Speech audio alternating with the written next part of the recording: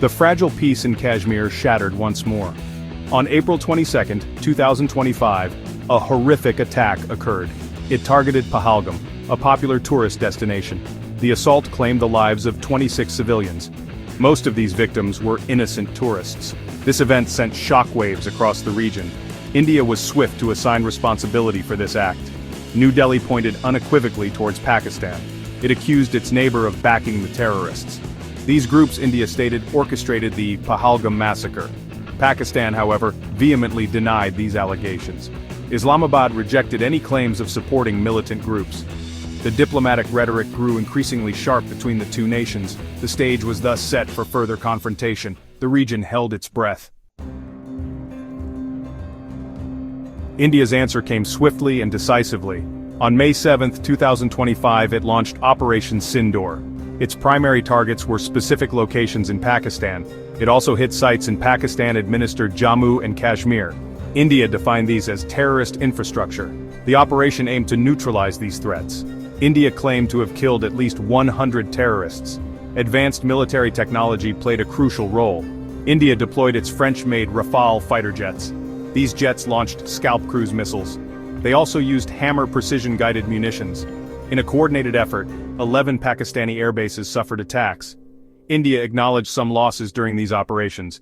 However, it maintained that its objectives were met. The operation was a display of modern air power. Pakistan did not remain a silent spectator. It quickly launched its own counter-operation. This was named Operation Bunyanun Marsoos. The name, meaning iron wall, is significant. Pakistan aimed to demonstrate its own military strength. It sought to counter India's narrative of dominance in the conflict. The Pakistani military used precision-guided missiles. Munitions targeted locations in India. Sites in Indian-administered Kashmir were also hit. Pakistan was careful in its selection of targets. It aimed to show capability without massive escalation. Pakistan made significant claims about its successes. It stated that its forces shot down Indian aircraft. The air war was becoming intense. The conflict was now a full-blown military exchange. A striking feature of this conflict was its nature, which was unlike any seen before in the region. Both India and Pakistan claimed something unusual about their military engagements. Their jets, they said, did not cross the border, maintaining a strict adherence to territorial limits. Instead, engagements involved missile exchanges, a method that kept direct confrontation at bay. These were conducted from a distance, showcasing the precision and reach of modern weaponry. This tactic aimed to reduce pilot risk, ensuring the safety of personnel while still achieving strategic objectives. It also sought to manage escalation possibilities, preventing the conflict from spiraling out of control. Standoff attacks became a key characteristic of this conflict, highlighting a shift in military strategy. This showed a new level of tactical thinking, where technology and strategy were intertwined. This conflict marked a significant technological milestone, demonstrating the capabilities of modern warfare. It was the first instance of direct drone warfare, a groundbreaking development in military history. This occurred between India and Pakistan, two nations with a long history of military rivalry. Both sides utilized unmanned aerial vehicles, or UAVs, to gain an upper hand in the conflict. These drones were used for surveillance, providing real-time intelligence and situational awareness. They were also used for reconnaissance missions, mapping out enemy positions and movements. Some reports suggested their use in offensive roles too, adding a new layer to the conflict dynamics. The era of drone combat had arrived in South Asia, changing the face of warfare in the region. This added a new dimension to their rivalry, one that would shape future engagements. Section 5. Leadership under fire narratives and national sentiment. The conflict had a profound impact on leadership, reshaping the dynamics within the military and the nation. In Pakistan, Army Chief General Asim Munir saw a surge in his popularity and influence. His popular support rose significantly, with many citizens rallying behind his leadership. This was a direct result of the military's decisive and strategic response to the conflict. Many Pakistanis viewed the actions as robust and necessary for the defense of their nation. They saw it as a defense of national honor, a crucial element in maintaining national pride. This bolstered the military's image within the country, enhancing its reputation. General Munir became a symbol of resilience and steadfastness in the face of adversity. The Pakistani government recognized his role, acknowledging his contributions to national security. General Munir was promoted to Field Marshal, a prestigious rank that underscored his leadership. This was a significant acknowledgement of his leadership and strategic acumen. It highlighted his strategic handling of the crisis, which was crucial in navigating the challenges. A Gallup Pakistan survey reflected this mood, capturing the public sentiment. It found 93% of respondents had an improved opinion of the military. Their view of the military was significantly enhanced post-conflict, showing a shift in perception. This was a remarkable show of public backing, demonstrating widespread support. The military's standing was clearly reinforced, solidifying its role in national defense and pride. Section 6. The Dragon's Wing, China's expanding influence. The conflict inadvertently highlighted China's growing role. Pakistan's use of Chinese J-10 aircraft was notable. This was a significant moment for China's defense industry.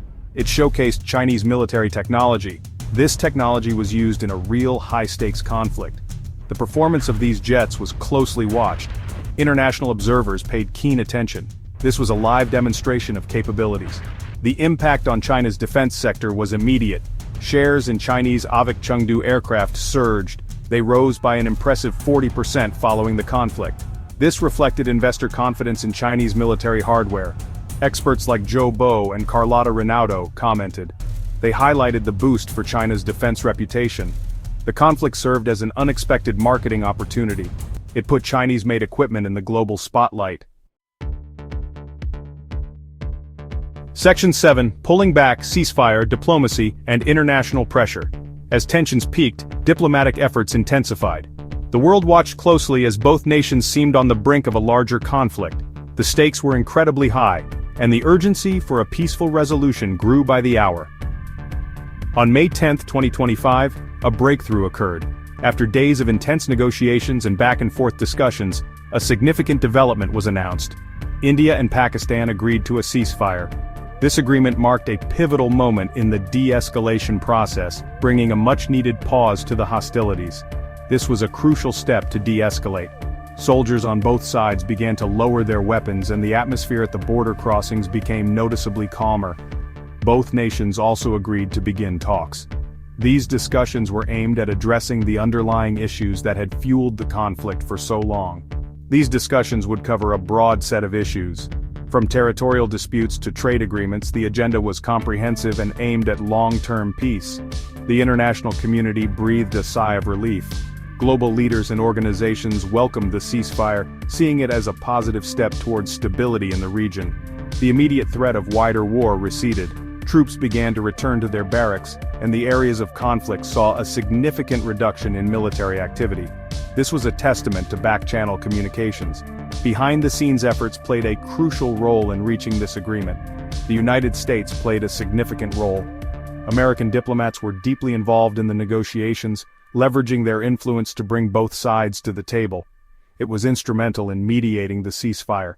The U.S. provided a neutral ground for discussions and offered incentives to both parties. Washington engaged with both New Delhi and Islamabad. High-level meetings were held to ensure that the ceasefire terms were acceptable to both nations. President Trump offered a unique incentive. He proposed economic benefits as a way to encourage both sides to commit to peace. He suggested trade as an off-ramp for escalation. By focusing on economic cooperation, the aim was to create mutual dependencies that would make conflict less likely. This approach aimed to shift focus. The goal was to move from military confrontation to economic cooperation, fostering a more stable and prosperous relationship. It moved from military confrontation to economic cooperation. Business leaders from both countries began to explore new opportunities for collaboration. The U.S. leveraged its influence to calm the situation. Through diplomatic channels and strategic incentives, America played a key role in steering the region towards peace. Section 8. Aftershocks, Reshaping Regional Stability and Military Doctrines. This conflict was described as the worst in decades. Its intensity surpassed previous episodes. This indicated a lower risk tolerance from India, especially in its response to terrorism. India's actions set a new benchmark. Its high-intensity military responses were noted. This signaled a shift in its strategic calculus. The rules of engagement appeared to be changing. This had profound implications for future crises. Nuclear rhetoric resurfaced during the confrontation. Both countries possess nuclear weapons. Pakistan explicitly threatened their use. This would happen if India escalated further, it warned. The crisis highlighted the ever-present risks. Nuclear escalation in South Asia remains a global fear. The conflict also underscored the vulnerability of critical infrastructure. This added another layer to strategic planning for both nations.